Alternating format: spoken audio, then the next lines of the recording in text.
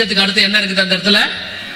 சாவினாலும் இயற்கை பேரழிவுகள், மிகப்பெரிய இயற்கை பேரழிவுகள் இந்த 25 வருஷம் தான் அதிகம். 2004 சுனாமிக்கு அப்புறம் எல்லாமே ஜாஸ்தி. அதுலயும் குறிப்பா இந்த ஒரு 2-3 வருஷமா அதிகமான பூமி அதிர்ச்சிகள் 1000 கணக்குல இருக்கான். சும்மா போய் கூகுள்ல இந்த 2 வருஷத்துல மட்டும் எத்தனை பூமி அதிர்ச்சி நடந்திருக்குன்னு போட்டு பாருங்க. எத்தனை பூமி அதிர்ச்சி இந்த 2 வருஷத்துல போட்டு பாருங்க. 1000 கணக்குல இருக்கு. 1000 கணக்குல ஒரு வாரத்துல மட்டுமோ என்னமோ 900 தடவை பூமி ஆடி இருக்கு. இதான் பூமி அதிர்ச்சிகளின் காலம்னு சொல்றாங்க. ஆண்டவர் சொல்றாரு 7 அடையாளங்கள். 7வது அடையாளம் என்னது? பூமி அதிர்ச்சிகள். இப்ப ஜப்பான்ல சொல்லியிருக்கான் மிகப்பெரிய பூமி அதிர்ச்சி ஒன்று வரப்போதான். ஏறக்குறைய 3 லட்சம் பேர் பாதிக்கக்கூடிய அளவுல இருக்குமா. இது ஜப்பான்ல சொன்னது, நான் சொன்னது இல்ல. இது ஜப்பான்ல சொல்லியிருக்காங்க. ஏறக்குறைய 3 லட்சம் பேர் பாதிக்கிற அளவுக்கு மிகப்பெரியதான பூமி அதிர்ச்சி ஒன்று வரப்போகிறது. இது ஒண்ணுதான் அவங்க சொல்லியிருக்காங்க. ஆனா இஸ்ரேல்ல ஒரு பெரிய பூமி அதிர்ச்சி இருக்கு. பைபிள் படி எசேக்கியேல் 38:19 மிகப்பெரிய பூமி அதிர்ச்சி ரோம் நகரத்துல இருக்கு, வேட்டிகன் பக்கத்துல இருக்கு, இத்தாலியில நடக்கும் போது அது வெளிப்பட்ட விசேஷம் 15ஆம் அதிகாரத்தின் படி கணக்கின்படி இன்னும் நிறைய பூமி அதிர்ச்சி இருக்கு. உலகம் பார்க்காத பெரிய பெரிய பூமி அதிர்ச்சிகள் இன்னும் இருக்கிறது. சோ அடுத்த இயற்கை பேரழிவுகள் இருக்கு. கடைசியாக அந்த என்ன இருக்குது? துஷ்ட மிருகங்கள். துஷ்ட மிருகம்னா உங்க எல்லாருக்கும் தெரியும், பைபிள்ல உள்ள துஷ்ட மிருகங்கள் இருக்கு, நமக்கு தெரிஞ்ச துஷ்ட மிருகங்கள் இருக்கு. ஆனா நீங்க ஒரு விஷயத்தை கவனிச்சு பாருங்க. இந்த ஒரு 20-25 வருஷம் 40 வருஷமா 2000க்கு அப்புறம் வச்சுக்கோங்களேன், நிறைய நோய்களுக்கு பின்னாடி ஒரு மிருகத்தின் பேர் வருது. கவனிச்சு பார்த்திருக்கிறீங்களா? முந்தியெல்லாம் மலேரியான்னு ஒண்ணு வரும், அவ்வளவுதான். டைபாய்டுன்னு ஒண்ணு வரும், அது கொசுவால வரும்னு சொல்லுவாங்க. ஆனா பொதுவா இப்போ இந்த ஒரு 50 வருஷமா நல்லா கவனிச்சு பாத்தீங்கன்னா மிருகத்தின் பேரால நிறைய வருது. பன்றி காய்ச்சல், குரங்கு காய்ச்சல், பறவை காய்ச்சல் வருதா? எல்லாமே சிம்பன்சி குரங்கு. எதுக்கு காரணம்? எய்ட்ஸுக்கு. அப்புறம் எபோலாக்கு என்ன காரணம்? வௌவால். இப்போ இது வந்துச்சு நம்ம கொரோனா. இது கூட அவங்க என்ன சொன்னாங்க? ஒரு மிருகத்துல இருந்தா வந்துச்சு. யூகான் மாநிலத்தில் இருக்கிற மிருகத்தின் மார்க்கெட்ல இருந்து வந்துன்றாங்க, சிலர் வௌவால்ல இருந்து வந்துன்றாங்க, சிலர் பாம்புல இருந்து வந்துங்கிறாங்க. எது எப்படியோ ஒரு பெரிய காரணம் மிருகத்திலிருந்து வந்துச்சு.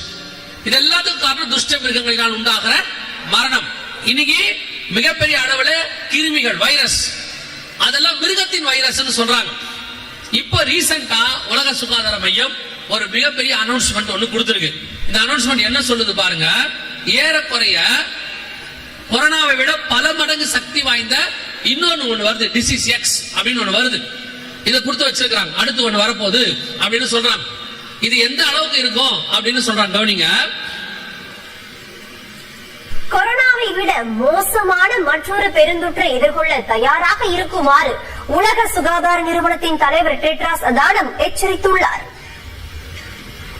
2019ஆம் ஆண்டு பரவ தொடங்கிய கொரோனா 2019 கணக்கு வச்சுக்கோங்க. கரெக்டா 70 வருஷம் முடிஞ்சு நடக்குது. சோ இப்போ கொரோனாவை விட சக்தி வாய்ந்த, இது மட்டும் இல்லாம ஆஸ்திரேலியாவுடையதான லேப் ஒன்று இருக்கு. அந்த லேப்ல இருந்த 315-16 வைரஸ் காணாம போச்சு. அத்தனையுமே மிருகத்தின் வைரஸ். இங்க பாருங்க. கொரோனாவை விட 100 மடங்கு ஆபத்தான வைரஸ்கள் ஆஸ்திரேலிய ஆய்வகத்திலிருந்து மாயமாகி இருப்பதாக அந்நாட்டு அரசு அறிவித்திருப்பது உலக நாடுகளை அதிர்ச்சிக்குள்ளாக்கியுள்ளது. இதன் அபாயம் பற்றி வைரஸ் ஆராய்ச்சியாளருடன் சிறப்பு செய்தியாளர் ரஞ்சித் நடத்திய கலந்துரையாடல் இது. அவங்க ஒரு 7-8 நிமிஷம் பேசுவாங்க. ஆனா அவங்க என்ன சொல்றாங்கன்னா, கொரோனாவை விட 100 மடங்கு ஆபத்தானது. இது 100 பேர்ல 15 பேரை பாதிக்கும் அப்படின்னு சொல்றாங்க. கிட்டத்தட்ட உலக மக்கள் தொகையில 15% பாதிக்கப்படும் அப்படின்னு அர்த்தம். இது ஒண்ணு மட்டும் அவங்க சொல்றாங்க. இந்த மாதிரி கொலை நோய் நிறைய இருக்கு. இது இல்லாம பஞ்சம், இது இல்லாம யுத்தம், இது இல்லாம மிகப்பெரிய அளவுல இயற்கை பேரழிவு, இதெல்லாம் நடக்கும் போது இவ்வளவு சேர்ந்து உலகத்துல எவ்வளவு பேர் பாதிக்கப்படுவாங்கன்னு அதே வசனத்தில் ஆண்டவர் தெளிவா சொல்லி வச்சிட்டார். எவ்வளவு பேரு?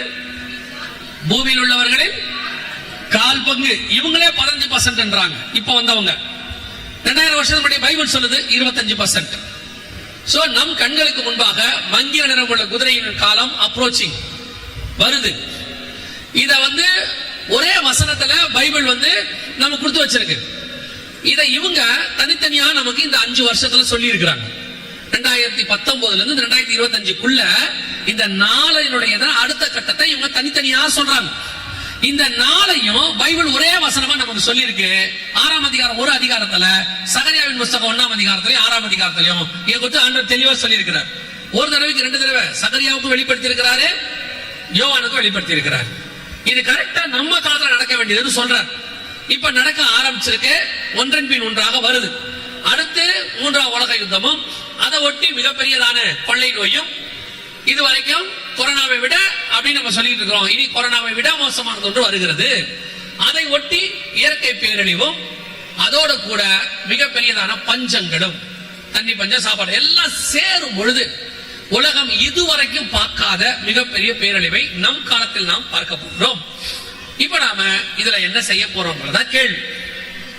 இத மாத்த முடியுமானா மாத்த முடியாது.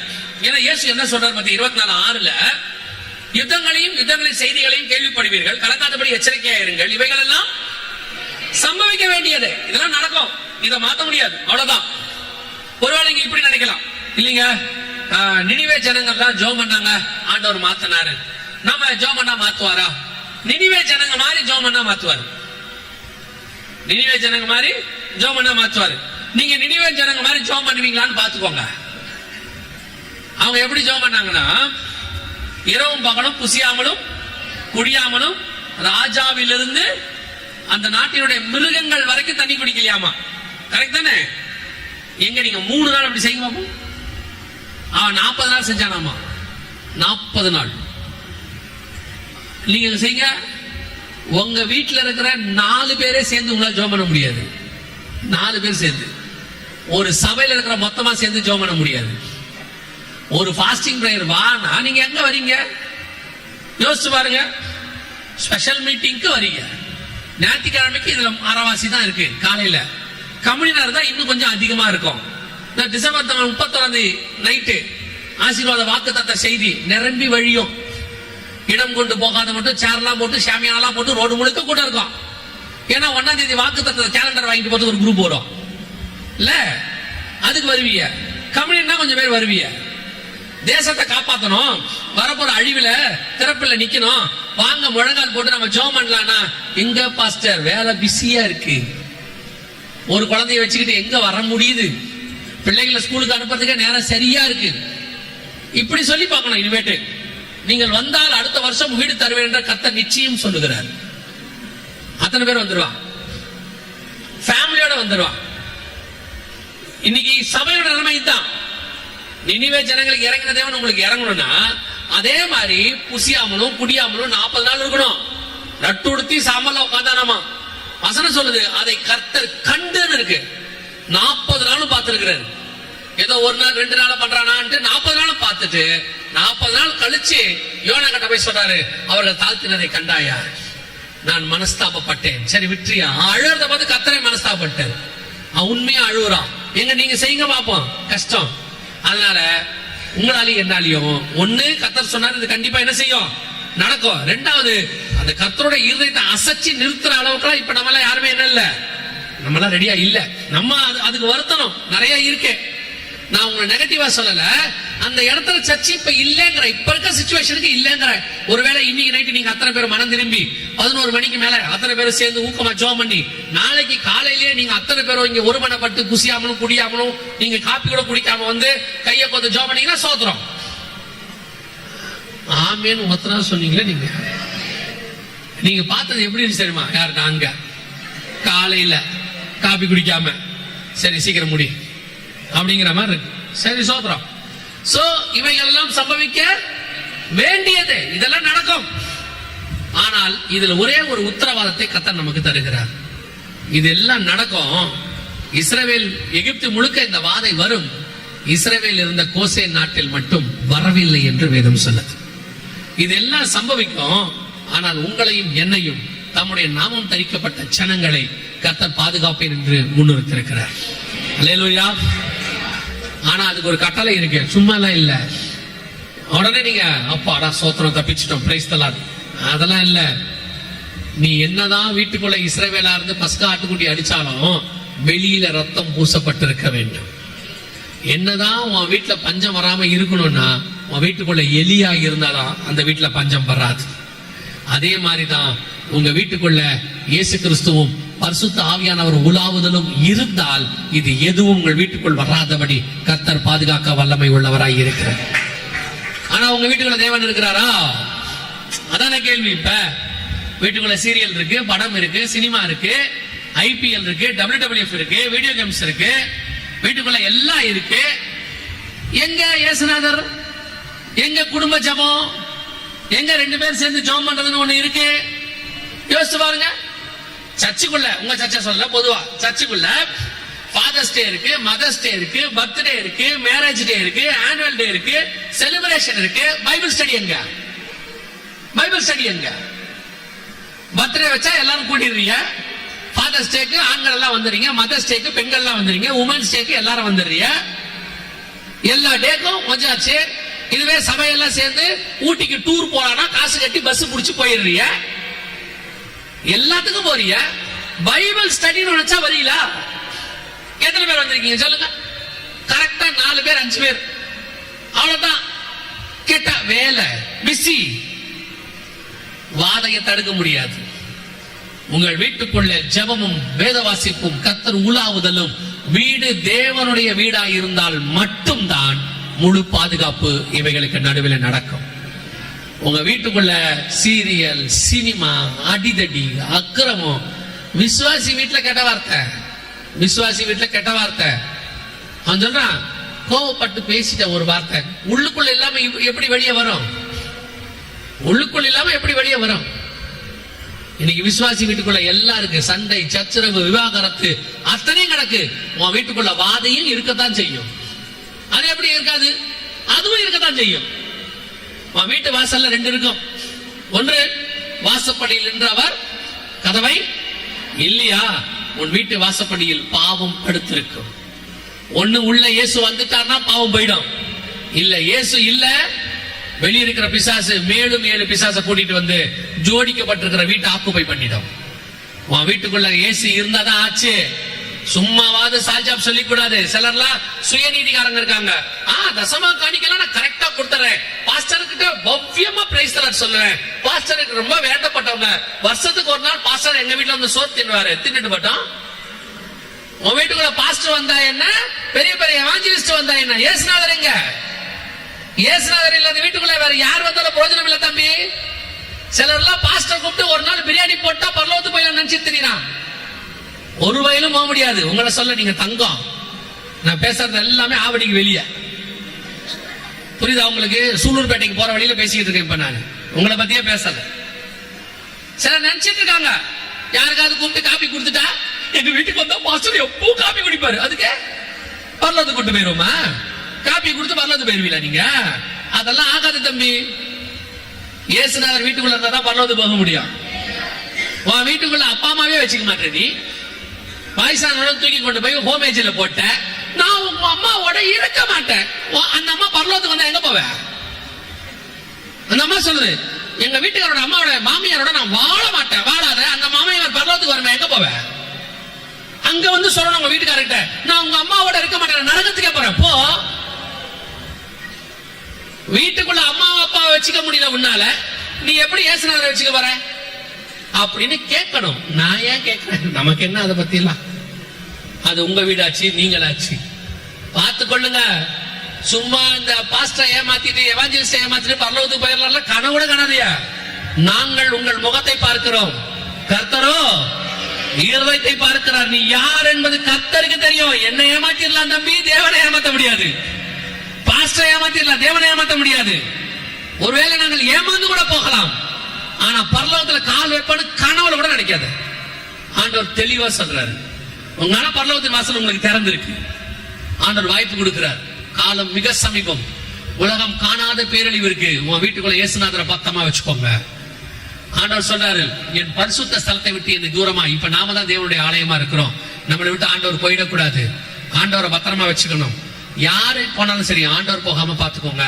இது ஒண்ணுதான் நீங்கள் வருகையில போவதற்கான வழி. அல்லேலூயா.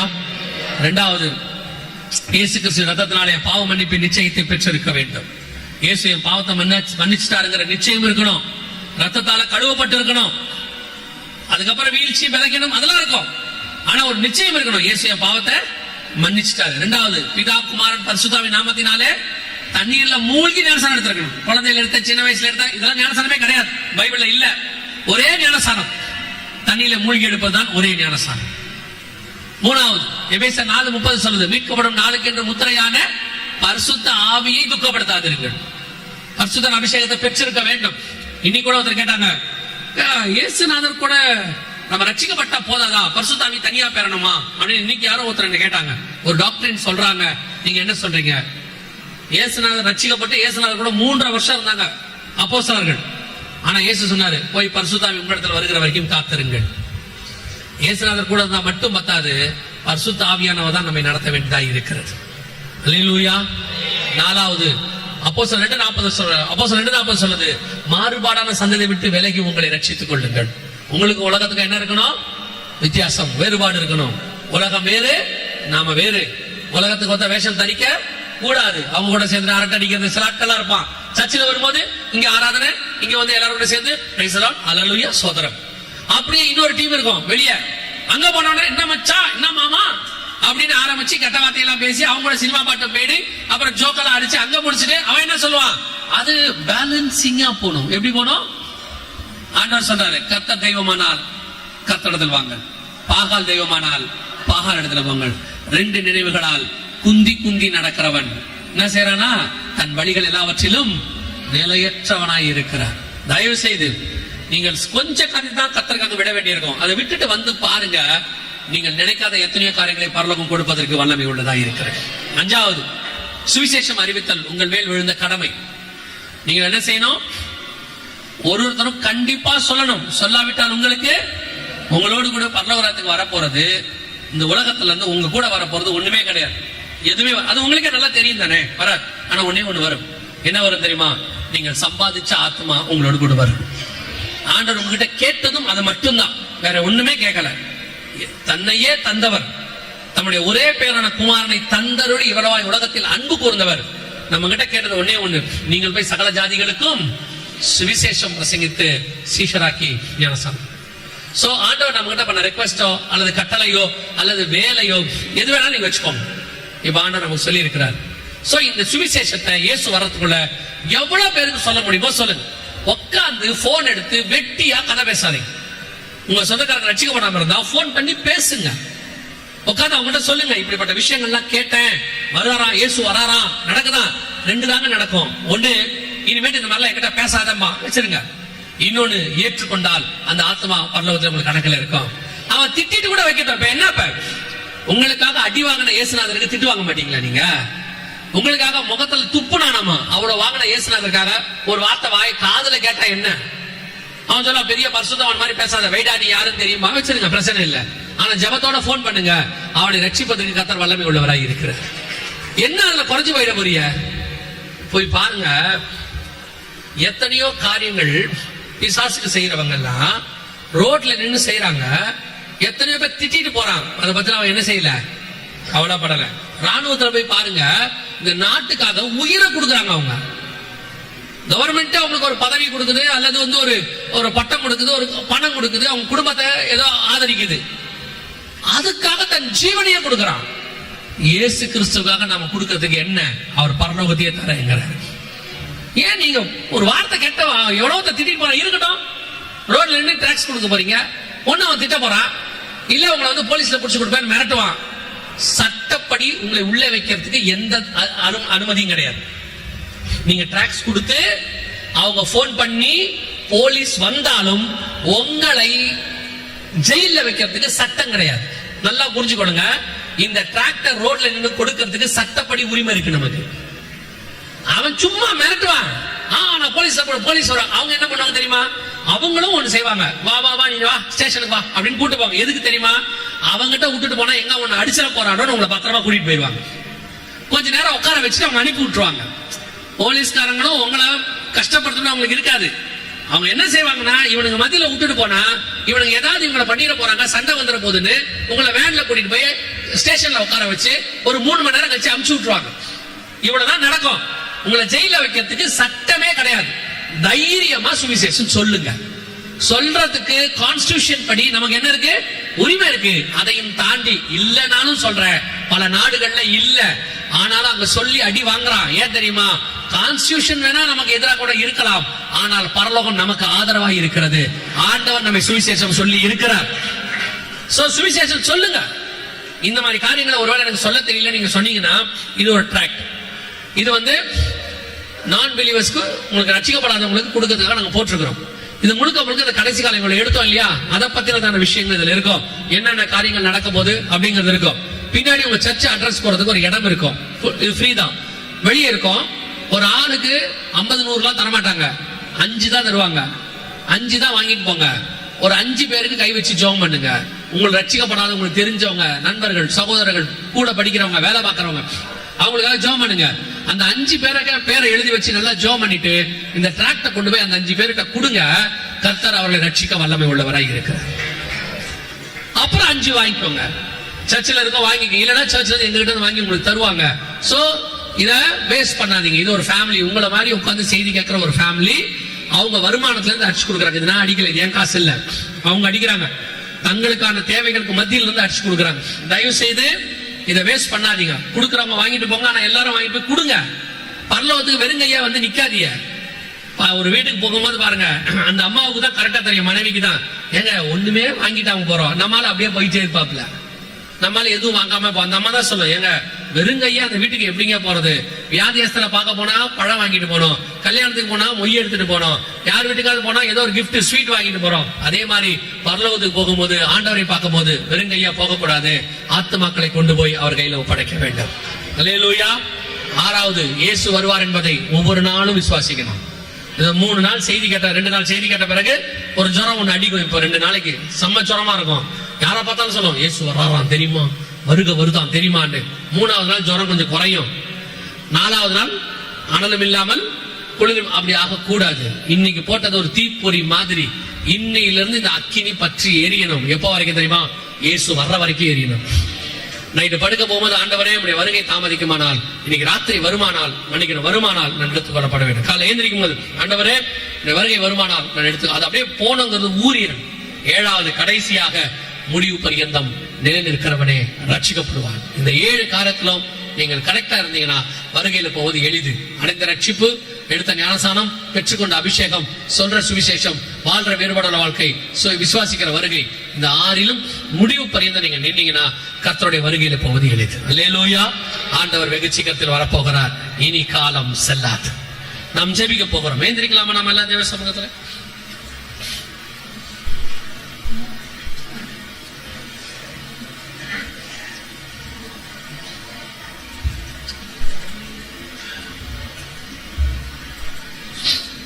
எல்லா கண்களை மூடுவோம்.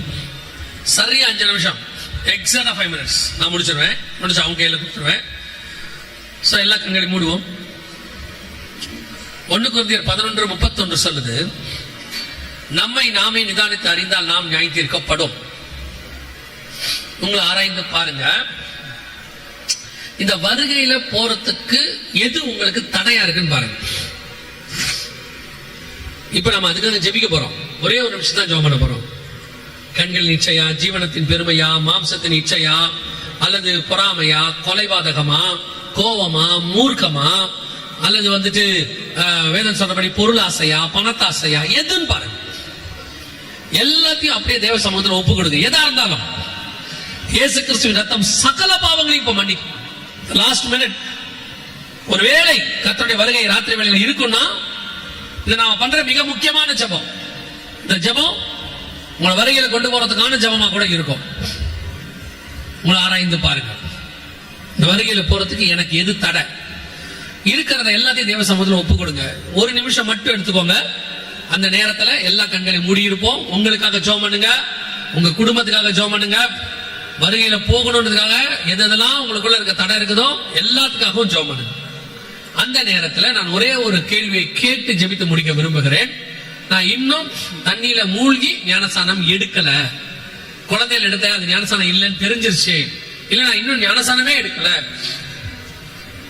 நான் தண்ணியில மூழ்கி ஞானசானம் எடுக்க விரும்புறேன், வருகையில போகணும் அப்படின்றவங்க மட்டும் ஒப்பு கொடுக்கிறவங்க உங்க வலது கரத்தை உயர்த்துங்க. நான் உங்களுக்காக ஜெபிக்க போகிறேன். எத்தனை பேர் இருக்கிறீங்க? நல்லா உயர்த்துங்க. இது உங்களுக்கும் தேவனுக்கும் உள்ளது. மத்த எதையும் எல்லா கண்களும் முடியும். உங்களுக்காக ஜெபம் பண்ணுங்க. ஏன் வேடிக்கை பாக்குறீங்க? அடுத்தவங்களை வேடிக்கை பார்க்கறதுக்கு இங்க என்ன வேலை இருக்கு? அடுத்தவங்களை வேடிக்கை பார்க்கறதுக்கு உங்களுக்கு என்ன வேலை இருக்கு? கண்ணை மூடுங்க, ஜெபம் பண்ணுங்க. என்ன சொன்னாலும் கண்ணை மூடாத ஒரு கூட்டம் இருக்கு, அது ஒண்ணும் செய்ய முடியாதுன்னு வச்சுக்கோங்க. கீழ்ப்படியாமல் ஆவி. உங்களுக்காக உங்க குடும்பத்துக்காக ஜெபம் பண்ணுங்க பாப்போம். கரங்களை வைத்து இருக்கிறவங்க வேற யார் இருக்கிறீங்க? நேத்து கரம் உயர்த்தினவங்க கீழே போட்டுருங்க. இன்னைக்கு கரம் உயர்த்திருக்கிறவங்க மட்டும் 4-5 பேர் இருக்கிறாங்க. வேற யாராவது இருக்கிறீங்களா? சரி, கரங்களை வைத்து இருக்கிறவங்க முடிஞ்ச உடனே இங்க இருக்கிற ஊழியக்காரங்களை வந்து பாருங்க. ஒரு 5 பேர் இருக்கிறாங்க, வந்து பாருங்க. 6 பேரு அவங்க ஞானஸ்நானம் எடுக்கிறதுக்கு என்ன செய்யணும்னு உங்களுக்கு சொல்லுவாங்க. கேட்டுட்டு போயிருங்க. ஒரு 5 நிமிஷம் மட்டும் வந்து முன்னாடி கேட்டுட்டு போயிருங்க. கரங்களை கீழே போடுவோம். நாம் ஜெபிக்க போகிறோம். இந்த 2 நாளும் கர்த்தர் என்னோடு கூட பேசி இருக்கிறார். நான் பாவங்களை இப்ப அறிக்கை செஞ்சு விட்டிருக்கிறேன். நான் இன்னைக்கு கர்த்தருடைய வருகை வந்தா போவேங்கிற ஒரு நிச்சயத்துல இருக்கிறேன். இதே மாதிரி அவர் வர்ற வரைக்கும் நான் இருக்கணும்.